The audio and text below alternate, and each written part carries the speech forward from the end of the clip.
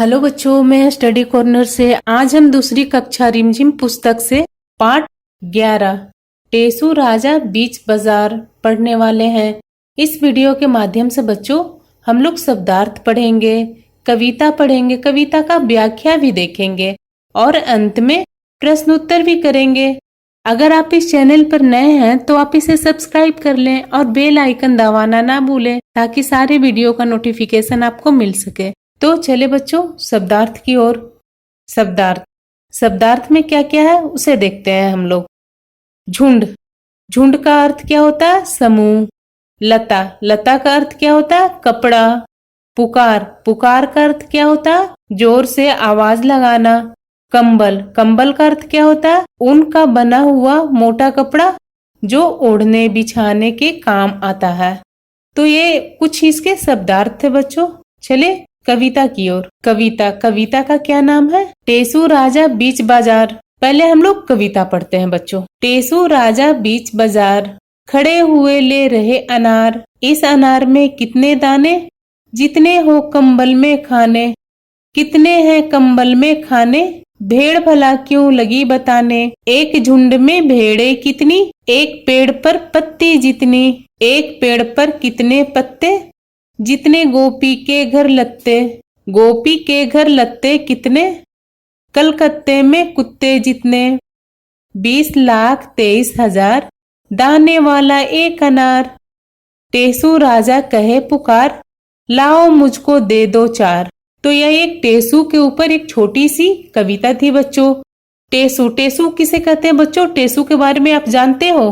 टेसू, ये चित्र में आप जो देख रहे हो ये इसी को हम लोग टेसू बोलते हैं। टेसू मनुष्य के आकृति के जैसा एक खिलौना है बच्चों।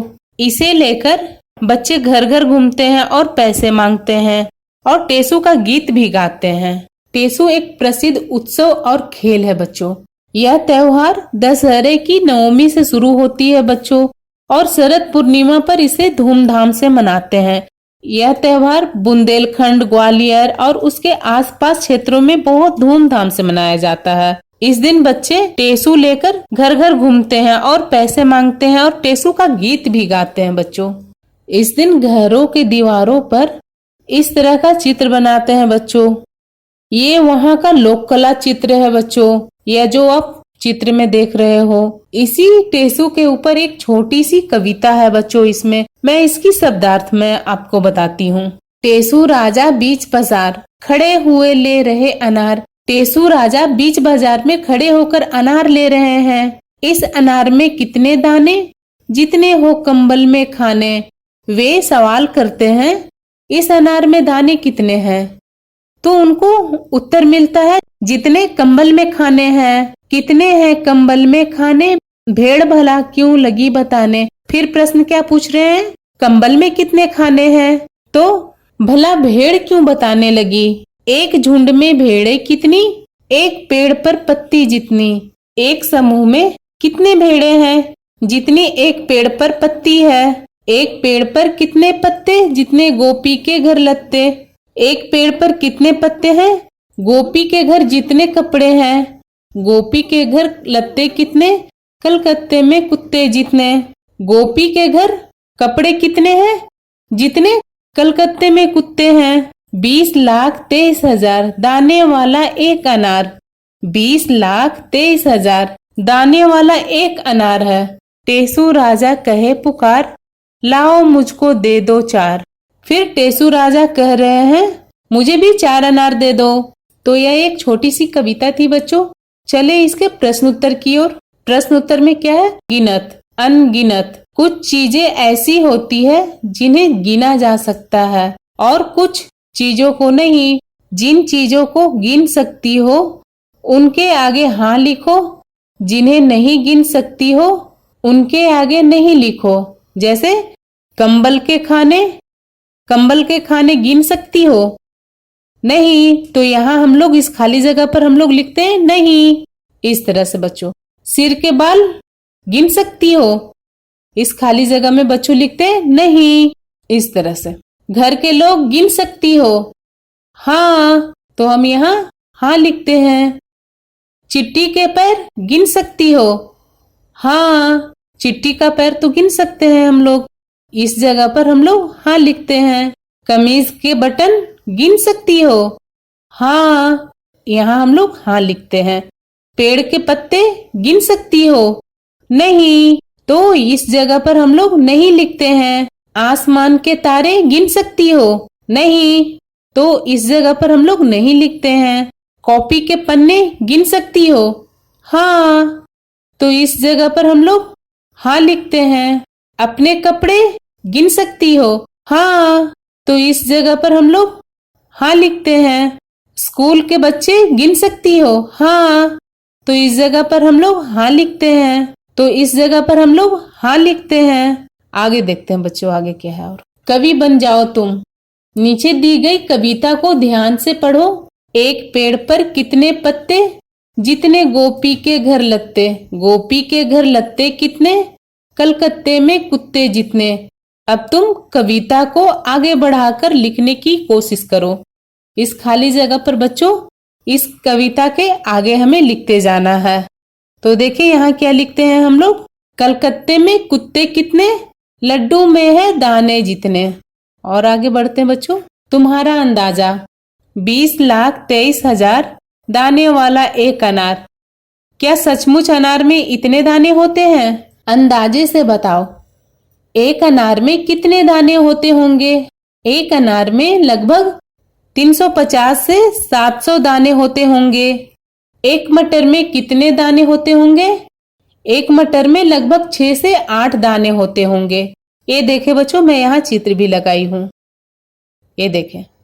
एक भुट्टे में कितने दाने होते होंगे? एक भुट्टे में लगभग 200 से 350 दाने होते होंगे। देखें यहाँ चित्र भी मैं लगाई हूँ। एक मूंगफली में कितने दाने होते होंगे? एक मूंगफली में 2 से 3 दाने होते होंगे। ये देखें। मौका मिलने पर जरूर जांच करना कि तुम्हारा अंदाजा कितना सही था। अगर आपको मौका मिलता है तो आप उसे देखना कि मटर में कितने दाने होते हैं, भुट्टे में कितने दाने होते हैं, मूंगफली में कितने दाने होते हैं। हाट बाजार। टेसू राजा बाजार अनार लेने गए थे। तुम बाजार क्या क्या लेने जाती हो? मैं बाजार चॉकलेट लेने जाती हूँ। बाजार कैसे जाती हो? मैं बाजार पैदल या रिक्शा से जाती हूँ। उस बाजार का क्या नाम है? उस बाजार का नाम तुलसी बाग बाजार है। अपने घर के पास के कुछ और बाजारों के नाम पता करो। आप अपने घर के पास कुछ और बाजारों के नाम पता करो और आप इस जगह पर आप लिखो। आपके घर के आसपास जो जो बाजारों के नाम है उसको आप यहाँ लिख सकते हो बच्चों। आपको यहाँ लिखने हैं। जैसे मैं यहाँ लिखती हूँ बुध बाजार, सब्जी मंडी, कपड़ा बाजार आदि। बाजार अलग अलग तरह के होते हैं, जैसे मंडी, हाट, सोम बाजार, मॉल, पैंट, किनारी बाजार आदि। कक्षा में बात करो कि इन सब बाजारों में क्या अंतर है। तुम्हारे घर के पास में किस तरह के बाजार हैं। तो आप लोग अपने कक्षा में आप बात कर सकते हो कि आपके घर के आसपास में किस तरह के बाजार हैं। तो मैं आप लोगों को समझने के लिए बच्चों मैं यहाँ कुछ पॉइंट लिखी हूँ जिसे आप देख सकते हो। मंडी। मंडी कैसी होती है तो इसके बारे में मैं कुछ लिखी हूँ, आप देख सकते हो। मंडी क्या होती है बच्चों? मंडी जहाँ पे सब्जियां थोक के भाव में मिलती है और वहां से सारे सब्जी वाले खरीद कर ले जाते हैं। और देखिए हाट किसे बोलते हैं? हाट यह एक ऐसा स्थान है जहां हर प्रकार का सामान मिलता है। यह गांव में अधिक होता है। और आगे क्या था? सोम बाजार यह सोमवार को लगने वाला बाजार है। यह हर गली मोहल्ले में लगने वाला बाजार है। इसमें हर प्रकार का सामान मिलता है बच्चों। सोम बाजार में हर सोमवार को लगने वाला बाजार है। यह हर गली मोहल्ले में लगता है। इसमें हर प्रकार का सामान मिल जाता है बच्चों। फिर क्या है? मॉल। बहुत बड़ी बिल्डिंग होती है। यहाँ पर हर तरह की अलग अलग दुकानें होती है। कपड़ों की, गहनों की, जो अधिक सामान ब्रांडेड होती है। यहाँ विभिन्न प्रकार का खाना मिलता है तथा सिनेमा हॉल भी होते हैं। मॉल मॉल तो आप लोग जानते होंगे। मॉल वह बहुत बड़ी बिल्डिंग होती है बच्चों। हर अलग अलग दुकानें उसमें होती है। कपड़ों के लिए अलग दुकानें होती है, गहनों के लिए अलग दुकानें होती है, खिलौने के लिए अलग दुकानें होती है। और वहाँ अधिक सामान ब्रांडेड होती है और वहाँ सामान महंगे भी मिलते हैं बच्चों। और यहाँ विभिन्न प्रकार के खाना भी मिलता है और वहाँ सिनेमा हॉल भी होते हैं। फिर क्या थी? पैंट। यह सप्ताह के एक दिन लगने वाला बाजार है जहाँ सभी फुटकर व्यापारी आकर अपना सामान बेचते हैं। यह सोम बाजार जैसा ही होता है। यहाँ भी सब प्रकार का सामान मिलता है। पैंट। यह सप्ताह में एक दिन लगने वाली बाजार है बच्चों। यहाँ सभी फुटकर व्यापारी आकर अपना सामान बेचते हैं और यह सोम बाजार जैसा ही होता है और यहाँ हर प्रकार का सामान मिलता है बच्चों। किनारी बाजार। यहाँ पर दुपट्टे, साड़ियाँ, लहंगा तथा फ्रॉक पर लगने वाली जरी, गोटे, किनारी, बेल बूटे इत्यादि मिलते हैं। यहाँ भगवानों की मूर्तियों की पोशाकें, जेवर एवं श्रृंगार का सामान भी मिलता है। यहाँ बनावटी आभूषण भी मिलते हैं। किनारी बाजार। किनारी बाजार तो आप देखे होंगे, रोड के साइड में किनारे में बाजार जो लगता है, वहाँ दुपट्टे, साड़ियाँ, लहंगा, फ्रॉक पर लगने वाली जरी, गोटे, किनारी, बेल बूटी इत्यादि मिलते हैं। यहाँ भगवानों की मूर्तियों की पोशाकें भी मिलते हैं। जेवर एवं श्रृंगार का सामान भी मिलता है। यहाँ बनावटी आभूषण भी मिलते हैं बच्चों। फेरबदल। जितने हो कंबल में खाने, इस वाक्य को इस तरह भी लिख सकते हैं, कंबल में जितने खाने हो। इसी तरह नीचे लिखे वाक्यों को बदल कर लिखो। कितने हैं कंबल में खाने? जैसे यहाँ देखे बच्चों, यहाँ क्या लिखा हुआ था? जितने हो कंबल में खाने। तो उसको फेरबदल कर क्या लिखे हैं यहाँ? कंबल में जितने खाने हो। तो इसी तरह से नीचे भी दिए हुए वाक्य, इसको फेरबदल करके लिखने हैं आपको। जैसे यहाँ क्या लिखेंगे? कंबल में कितने खाने हैं। अब नीचे देखें बच्चों, एक झुंड में भेड़ें कितनी। तो इस खाली जगह पर हम लोग क्या लिखेंगे? इसे फेरबदल करके लिखने हैं बच्चों। क्या लिखेंगे हम लोग यहाँ? भेड़ें कितनी एक झुंड में। टेसू राजा कहे पुकार, लाओ मुझको दे दो चार। इसे फेरबदल करके कैसे लिखेंगे? कहे पुकार टेसू राजा, लाओ दे दो मुझको चार। फूलों से बनाओ होली के रंग। इसे हम लोग फेरबदल करके लिखते हैं बच्चों इस खाली जगह में। होली के रंग फूलों से बनाओ। आगे देखते हैं बच्चों, आगे क्या है। किसके नाम? टेसू राजा बीच बाजार खड़े हुए ले रहे अनार। अनार, आम, अमरूद, पपीता, ये सब फलों के नाम हैं। बताओ ये सब किसके नाम हैं?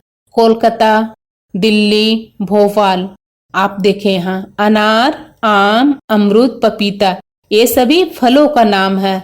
तो बताओ आप इसे, कोलकाता, दिल्ली, भोपाल, ये सब किसके नाम है? इस खाली जगह में लिखने हैं बच्चों। शहर के, ये सब शहर के नाम हैं।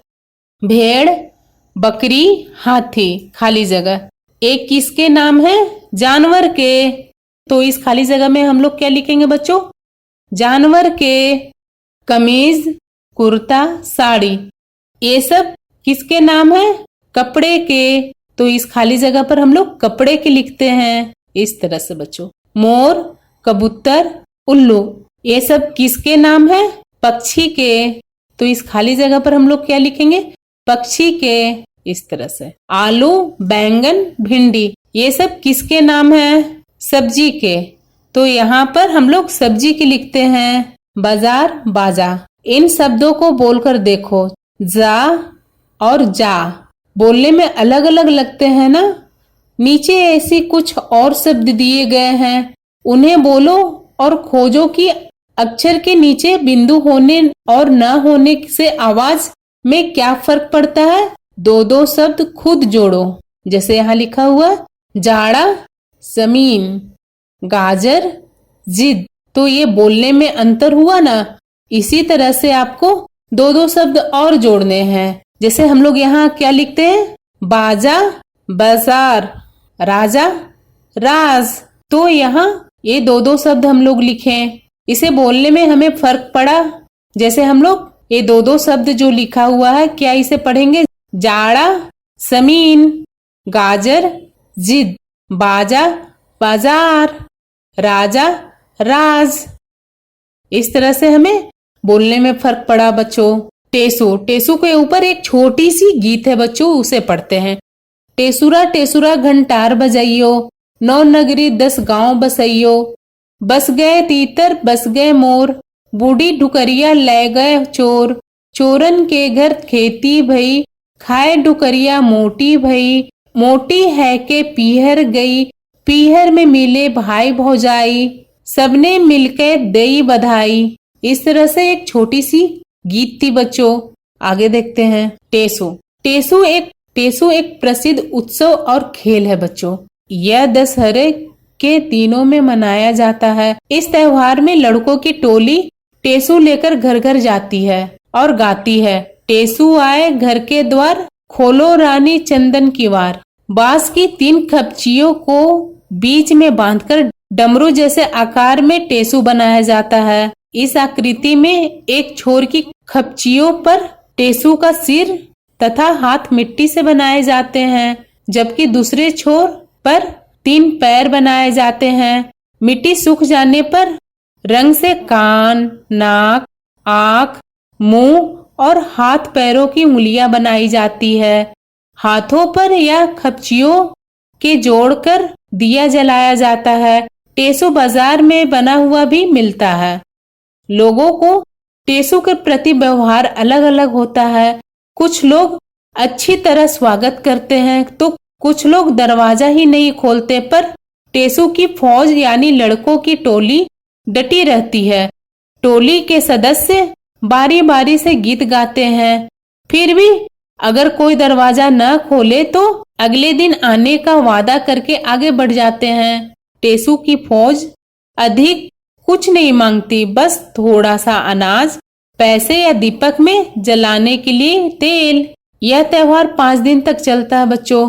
तो यह एक टेसू के ऊपर कविता थी, कहानी थी। टेसू के बारे में इसमें कुछ जानकारियां थी बच्चों। टेसू क्या है, टेसू कैसे मनाया जाता है, टेसू कहाँ मनाया जाता है, इसके बारे में मैं कुछ आपको जानकारियां दी। तो आशा करती हूँ बच्चों इस वीडियो के माध्यम से मैं आपको कुछ समझा पाई। मिलते हैं बच्चों अगले नए वीडियो में। धन्यवाद बच्चों।